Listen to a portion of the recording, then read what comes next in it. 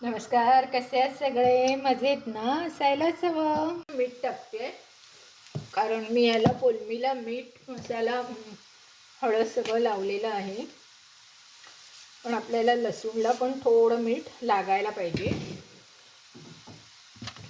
थोडं मीठ लावून घेतलं आणि आता हे बघा, हे मगाशी दाखवलेलं सगळं सार ह्याच्यात ओतत आहे.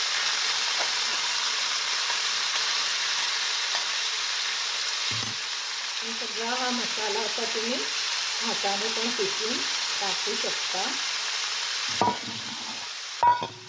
किती 2 मिनिटात झालं बघा आपलं फोडणीचं लोणचं. आता हा रस सगळा आणि हा लिंबाचा रस, मसाला, परत ते लसणीचा फ्लेवर असा मस्त सुगंध सुटलेला आहे.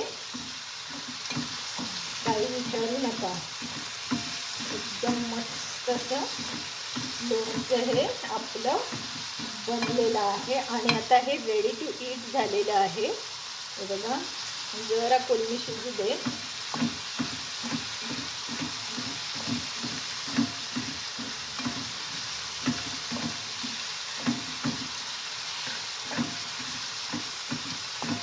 जरा खाऊन बघते, म्हणजे मीठ टाकायचं असेल तर मीठ टाकू शकतो आपण.